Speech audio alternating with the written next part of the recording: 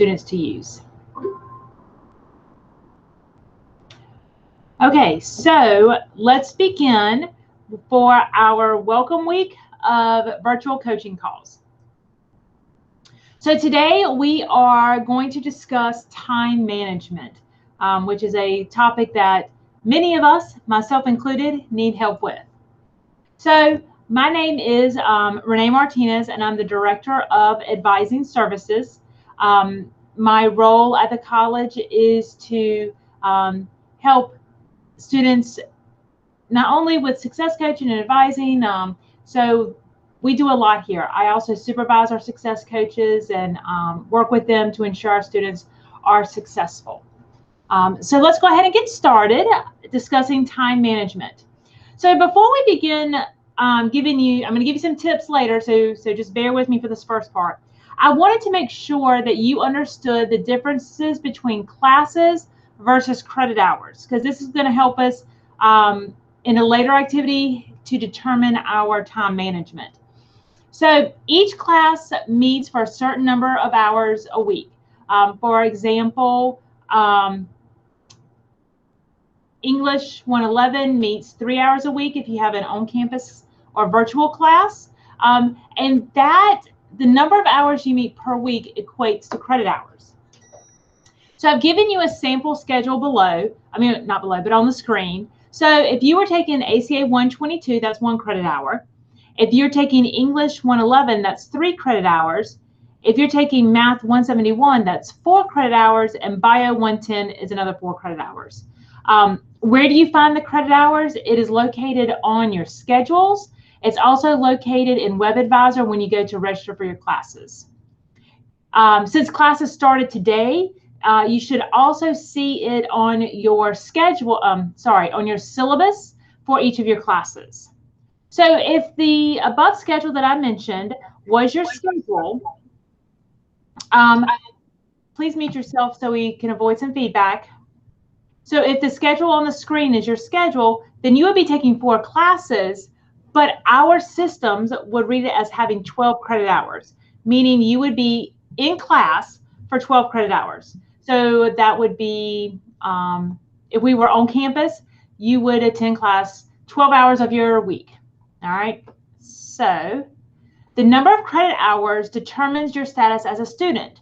So 12 plus credit hours, you're considered to be full-time. Anything less than 12 credit hours is part-time. And this can impact a lot of things and things you need to think about. Financial aid. You can receive financial aid if you are part-time, but it's going to be prorated for the number of hours that you have, so you would not receive the full amount. If you are on your parents' health insurance, I know that some health insurance companies require you to be a full-time student to stay on your parents' health insurance. So those are other things that you need to consider. So the number of classes does not determine your status. So if you're taking 4 classes, let's say that you're registered for 4 DMA classes. They are all 1 credit hour each. They would only be 4 credit hours. They would not give you enough for full-time status. So when we're looking at your status, it all determines on the number of credit hours each of your classes is worth. So it's very important as we discuss time management for you to understand how many credit hours each course is worth, because that will determine how much studying and time you need to dedicate to your classes. So this is what I want you to do. This is why, for those of you who joined us a little bit late, I asked everyone to grab a piece of paper and a pencil. So if you've got a second, go ahead and do that now. I want you to look at your schedule if you have it in front of you or near you. If you don't, think about where it is. And on a sheet of paper, I want you to write down the number of credit hours you are registered for. So just take a couple of minutes and write that down for me.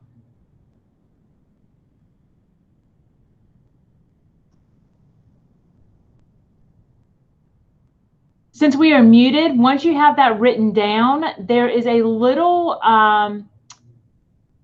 if you scroll your mouse, I guess, to the bottom, there's a little thing where it says raise your hand. Click on that so that I know you've written down your number of credit hours you're registered for.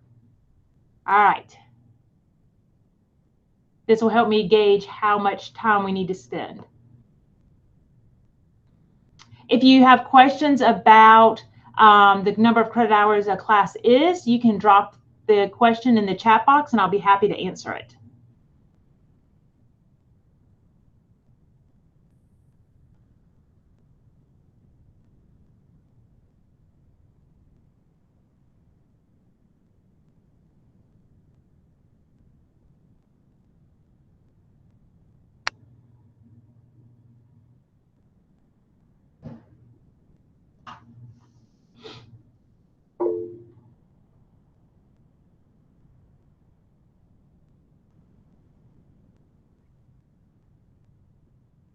All right, so if you've just joined us, we were discussing how many credit hours a student would take during their semester. And so if you look at your schedule on your sheet of paper, just jot down on a sheet of paper how many credit hours that you're currently taking. It could be as little as 1 and as most as 21, which I don't recommend, but I think that's the most you could take. All right, so we're going to just continue on with our presentation. Based on the number of credit hours, how many hours do you think you need to spend on each class? So write that down on your sheet of paper for you. How many hours do you think you need to spend on each class?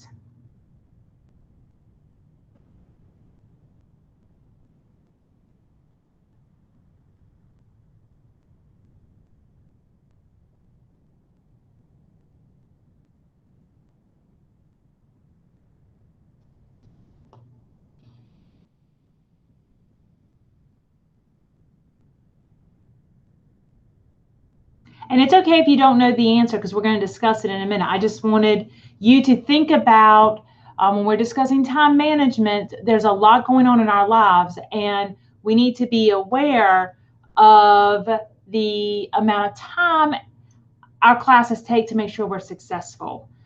Because if we underestimate or overestimate, it could impact other areas of our lives. So I just wanted to give you a second to think about, how much time do I really need to spend on each class?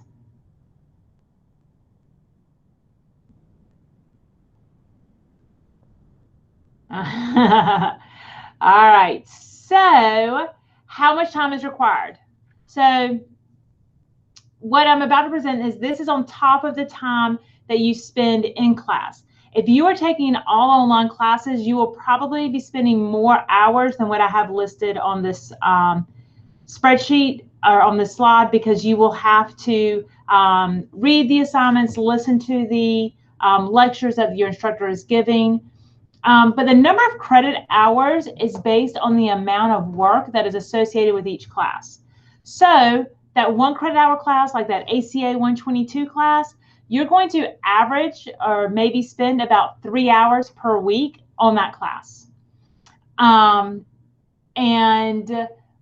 so if you are like, okay, so how do I break down my day? Because I don't want to do all of the work at one time, then research suggests you spend about 30 minutes per day for a 1 hour class. For a 3 credit hour class, you're looking at about 9 hours per week. All right, so the rule of thumb is that if it is the number of credit hours times 3 is the number of hours you need to spend per week on the class. Okay, so that's about 90 minutes a day if you want to break it down, all right, to help you so you're not doing it all at one time, because that might be, I couldn't imagine sitting down for 9 hours and only working on sociology, because that's a 3 hour class. If your total credit hours is 12 credit hours and you're trying to plan out your schedule, looking to manage your time wisely, then you're looking at roughly 36 hours a week that you need to devote to school. Okay. Now, does that mean that some weeks you might do more than 36 hours and some weeks you might do less? Absolutely. This is an average. Okay. So they're recommending that you spend about 6 hours a week. Now, if you have a subject that you know is difficult, for me, I'm an English major. I majored in English when I was in college. So math is not my forte. I might need to spend more time on math than I do on my English classes, because English is the subject I'm really strong in.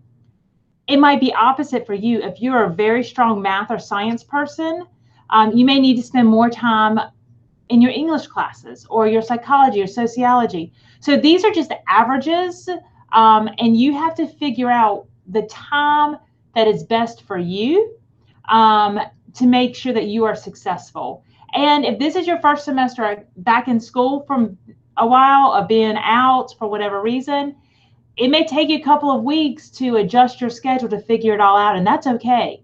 To sit there and adjust what you need to do. But just so that you know that if you're taking 12 credit hours, you need to plan in your mind day one, because today's day one, right? You've gone to your first classes, you've logged in, you've seen what it's all about. Now it's time to sit down and really set out a schedule, looking at all of your syllabus and your timelines, your due dates, to figure out what is best for you. All right. If you have questions, I did mention this earlier, but I'll mention it now. If you had questions as we're going through the presentation, please drop them in the chat box, and I will come back to them at the end of the presentation and answer all your questions for you. All right, so I mentioned that little hand down in the bottom of your screen that says raise a hand. So what I'd like for you all to do now is to raise your hand if you have ever said, I don't have time. All right, that's me. I say it all the time. I don't have time.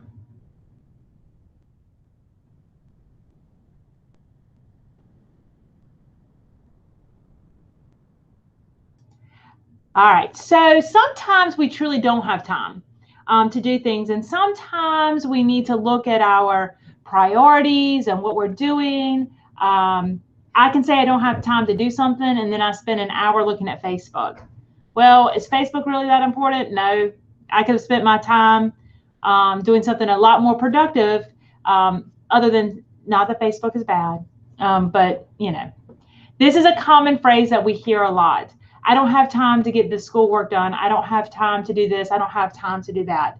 And so what we're going to discuss now are some time management techniques to help you so that we rephrase that statement. Okay, so that we find time and we make time to do the things that are really important for us. All right, so these are some 10 tips for time management. These tips are pretty much universal in all the research that I've done. People call them different things, but it's basically what you need for time management. All right, so the first one is know how you spend your time. And we're going to do an activity in a minute that's going to look at how you spend your time. So how many hours a day are you talking on the phone or text messaging or watching cat videos on YouTube or whatever the case may be? Work. How many hours a week do you go to work? How many hours a week are you in school? These things. So we need to know how we spend our time. We need to set priorities. And so what is the most important thing? And sometimes that is setting priorities daily. Okay, today the most important thing is that I get X done. Write it down and then do all you can do to get X done, whatever X is. Maybe it's study for a test. Maybe it is getting your essay written for your psychology class. Maybe it is making sure you get to work on time because you've been late the last 3 days because you were staying up late studying or something like that. So set your priorities. Use a planning tool. This is very important. So if you have a smartphone, oh, you can't see mine with the background I have on, but anyway, they have calendars. The great thing about being a student at, well, there are many great things about being a student at Nash Community College, but one of the great things about being a student here is that we have the Google Suite at our disposal. So your email is a Google email, and with that comes Google Drive, as well as a Google Calendar. My Google Calendar is linked to my phone. So you can, I use that. I have entered into my calendar when I have assignments or meetings due. I'm also taking classes at East Carolina University, and so my classes don't begin until next week, but when they do begin, I will go and look at my syllabus day one, and I will put in my due dates for my assignments in my Google phone or my Google Calendar that is linked to my phone to set reminders. if you don't like technology, or technology is something that you're like, oh, I'm on the phone too much, I also have a planner. All right, it's a calendar. All right, so I can use this to plan out my day to help me. You don't have to buy a fancy one. You can go online and download one, and then come to the library and print it out, and it'll help you with your planning. All right, if you have a essay that is due on Friday, do you start working on it Friday morning if it's due Friday at noon? No, you would plan it out. All right, so that's one thing that you can do, is work with a planning tool. Get organized. So it is time to study. Today's the first day of classes, so this is a great time to get organized. Find a space in your home, in your room, wherever you're going to be, that is your study space. And go ahead and equip it with paper and sticky notes and pens and pencils. Make sure you have all your books together in one spot. The more organized you are, the better it's going to help you when it comes time to, all right, I got to sit down and focus with my schoolwork. Okay. It also prevents you from getting distracted. When I was in graduate school the first time, I would go and write my thesis in the medical library at ECU, because you could eat in their library, and the normal library is not, couldn't eat. So I would have to make sure that I packed up all of my books and all of my materials to go and sit down and to write my thesis. And it was an immense help when I took 5 minutes to verify I had everything. Because what would happen is, if I got to the medical library and I missed a book that I was working on to help me with my research, then I would have to drive all the way back to my apartment. That's not a very effective use of time. So just take it a couple of minutes. Schedule appropriately. You know what your schedule is. Hopefully you know what your work schedule is. You know what your other obligation schedule. So look at how to set your schedule to make it so that you are going to be the most productive you can be. Number 6 is kind of hard for some of us. I know I have a hard time with this, is delegating. All right. So if you are living in a household with other people, and you normally do the laundry, well, the semester has started. Someone else can do the laundry. Teach them how to do the laundry this weekend, so that that's one thing that is taken off of your plate. Okay. Cooking, other chores that other people can do. If you delegate them, then everyone gets a turn. Everyone also gets to make them feel important, and it takes something off of you. It takes the pressure off of you. So if you feel like you're doing it all, look at what's going on in your world and figure out where can you delegate some of those responsibilities to give yourself more time to work on schoolwork. Number 7 is hard for me. Number 6 and 7. Stop procrastinating. So we're going to sit down and we got to get this done, right? And figure out why you procrastinate. And then, okay, I'm just going to get it done. I'm just going to start it. All right. Another great time management tip to stop procrastinating is, I'm going to work on my math homework for 30 minutes. Set a timer and focus for 30 minutes on just math. And you'll be amazed at how much you can get done if all of your focus is on that topic for a certain length of time. And it will help with procrastination. This goes with 6 and 7. You have 16 weeks, so do not be afraid to tell someone no. No, I'm sorry, I can't go for a walk with you today. I've got to get my work done. Or no, I can't go to the movies when we can't go back to the movies, or whatever the case may be.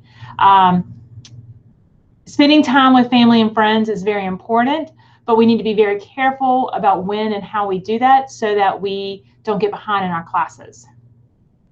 Manage time wasters. So I just talked about how wonderful this phone was, because it will allow me to set reminders in my calendar. It's also a huge time waster. Okay, so social media is great, but we can go down rabbit holes and all of a sudden our time is completely wasted. We don't have any clue what we did with it.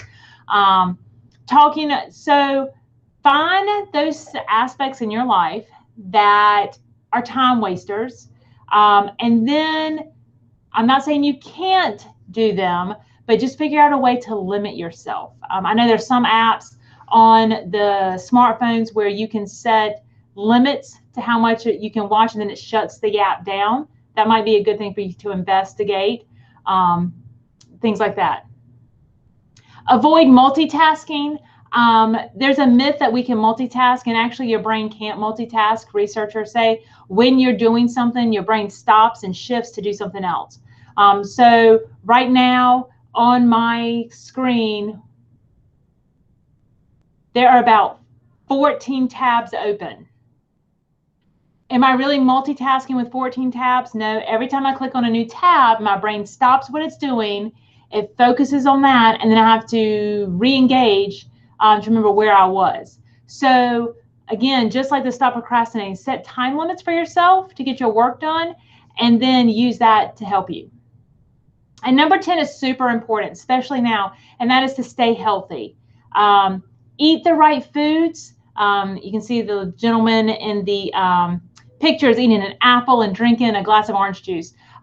So eat the right foods, exercise, get enough sleep. There's this great myth that to be a good college student, you need to pull an all-nighter.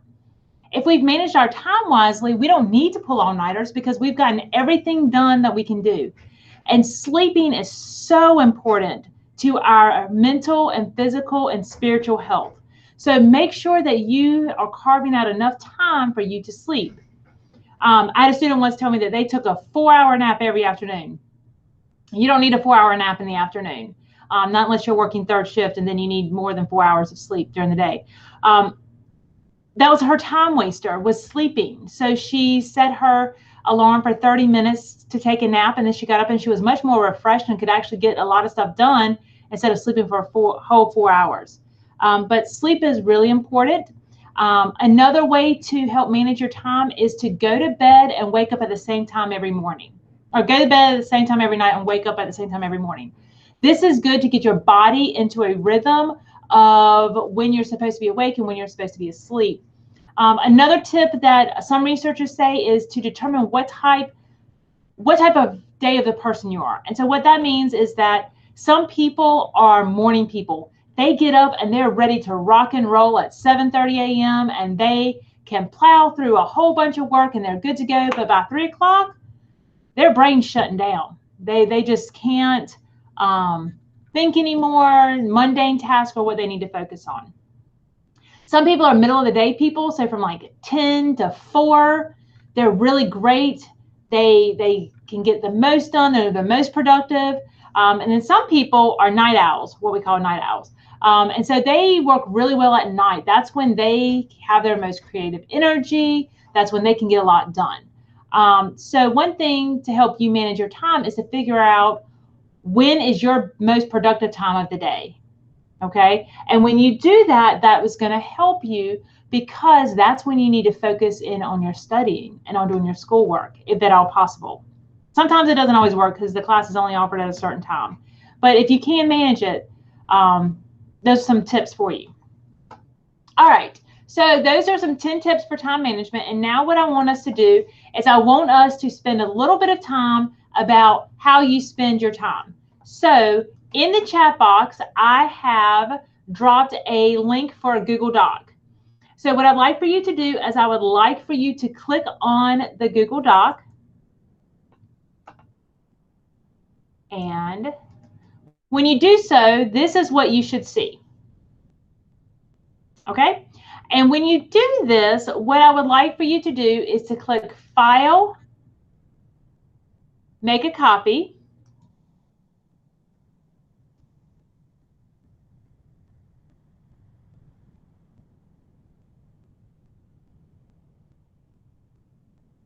Don't you love it when the world's just spin? Okay, and what I would like, this will allow you to write on it. What I would like for you to do is to take a few minutes and I want you to think about your typical day. what does a typical 24 hours look like for you? And I want you to map out what your day is. So if at 1 a.m. you're normally sleeping, then, so for me, I would put, let's see if I can do this. Merge cells. So typically, I am asleep during this time.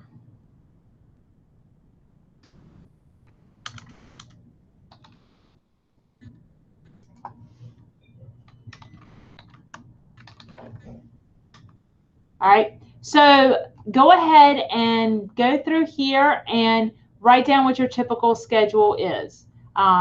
This is in military time, so 13 is 1, 14 is 2, 15 is 3, and so forth.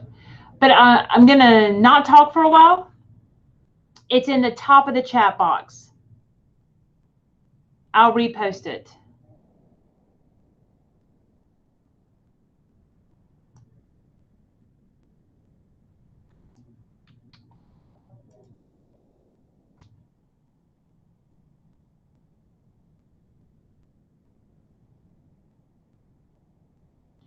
All right, so you'll have to go to File, Make a Copy. All right, and I'm just going to, if you want to ask questions, you can ask questions in the chat box, but I'm going to stop talking for a little while just so y'all can work on this.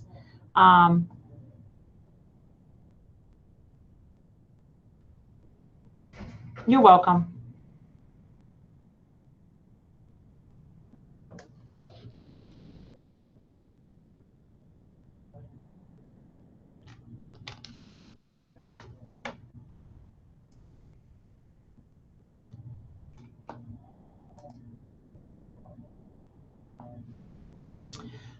While y'all are working on this, someone asked a question about the schedules. Most classes started today, but there are some classes that begin on the 26th. So you may have late start classes that will begin the 26th. So those are the major 2 days that classes begin.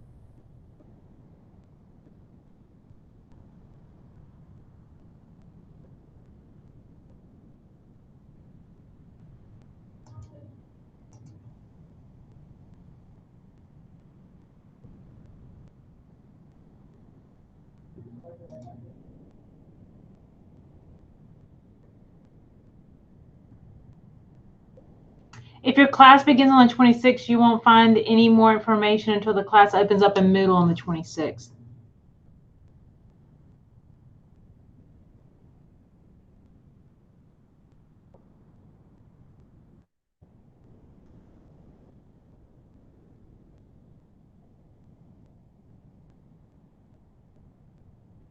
What I want you to do with this 24-hour time schedule is I want you to be honest and list everything you do in a typical 24 hours. So list when you typically are on social media, list when you typically watch TV, when you are normally eating and sleeping and working and have other family obligations. When do you normally have time for your schoolwork? All right, so if you know that on Mondays and Wednesdays you have a virtual class from 11 to 12:30, put that on your timesheet. All right. And although I can't see you working because y'all have your cameras off, I hope you're doing this because it's going to really help us discuss time management in the next section.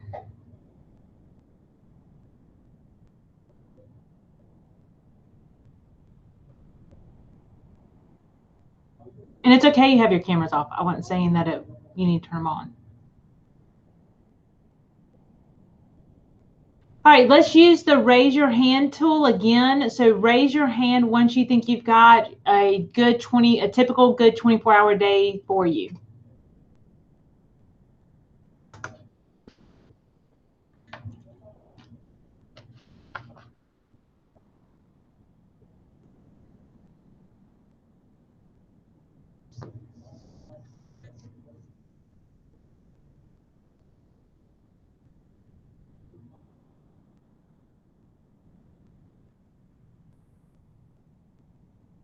You can also be very honest with yourself because no one is seeing this but you.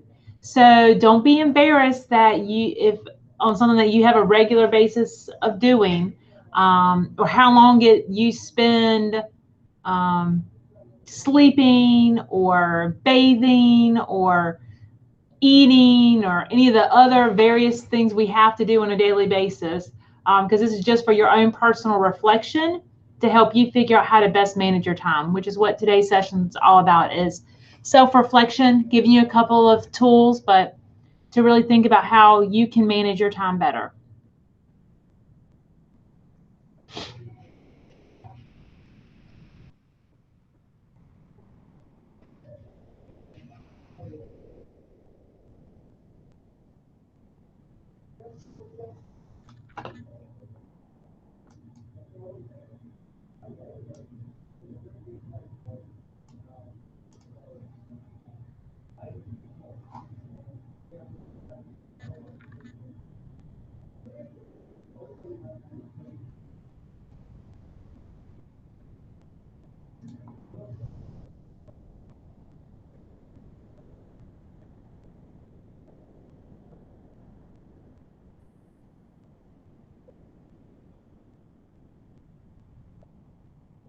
All right, I'm going to give y'all just a couple more minutes to finish up your 24-hour day planner, and then we're going to move on to the next part of this activity.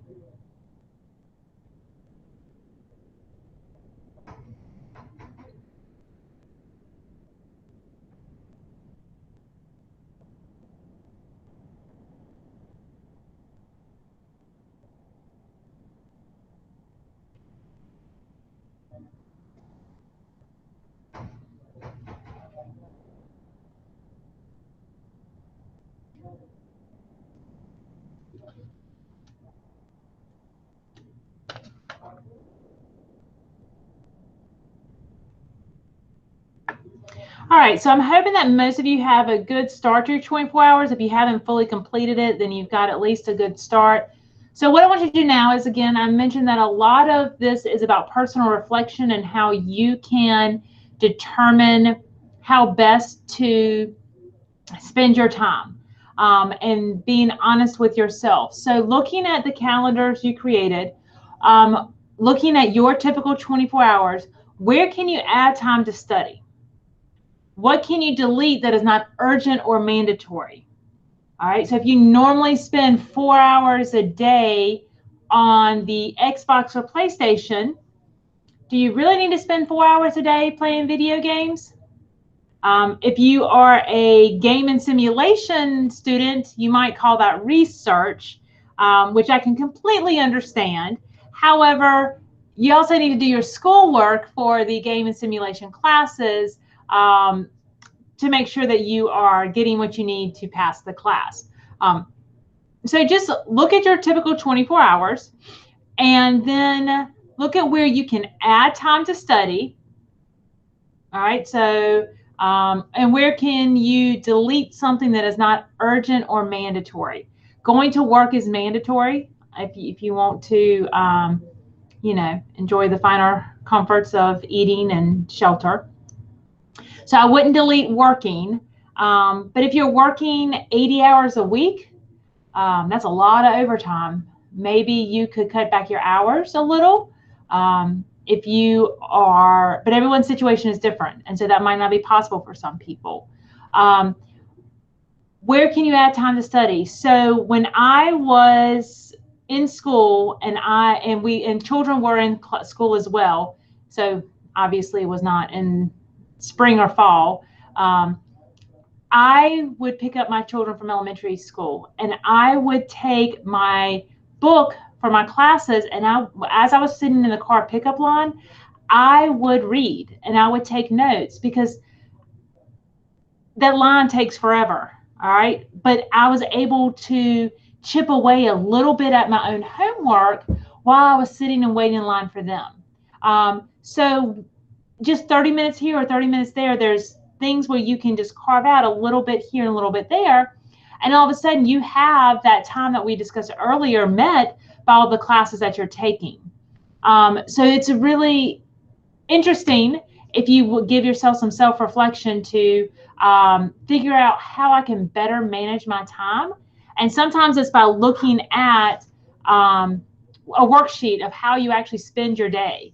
And so another thing that researchers have proven that helps students with time management is, let's take this week. This is week 1 of classes, and keep a running list of everything you do this week.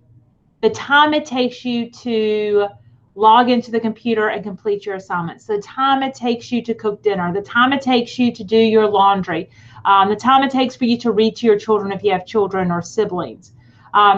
If you are taking care of your parents, how much time do you spend taking care of your parents because they need your help?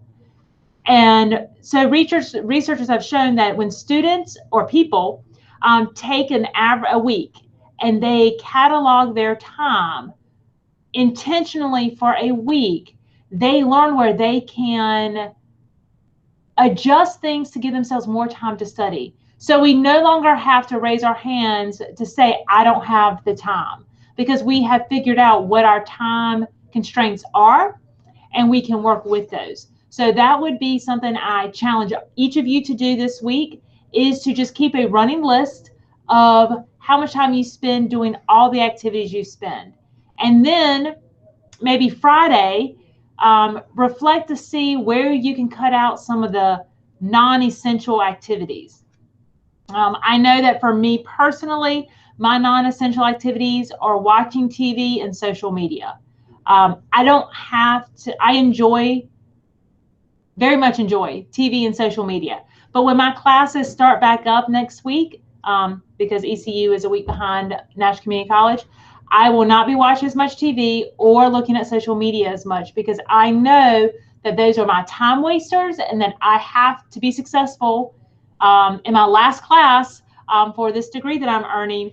I know that I'm going to have to cut those out. All right, so I'm already mentally preparing myself to not watch as much TV or spend as much time on social media, which might make me happier, actually, because there's crazy stuff going on in the world.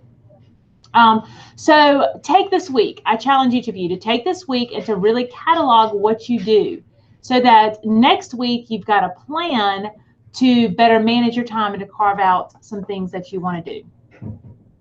So we've talked about time, and yes, you're going to have to find time to study. You're going to have to tell people, no, I can't do this or I can't do that, because you've got to study. But you also need to find and create a balance for yourself between work, school, and life, because we need to be happy. And if you are only going to work and going to school and you're not having any fun, you're not going to be a happy individual. And I know right now with COVID that what we normally do for fun is limited, but find new things to do for fun. Maybe my friends and I over Christmas, we got together and we played Pictionary online together. Everybody was at their own house and we played Pictionary, something fun to do. So you need to find time for yourself. You need to create a balance of going to work and going to school and all of the obligations we have as human beings, and take time for yourself so that you can center yourself and be the most productive you can be. And that really helps with your time management, is to kind of create that balance.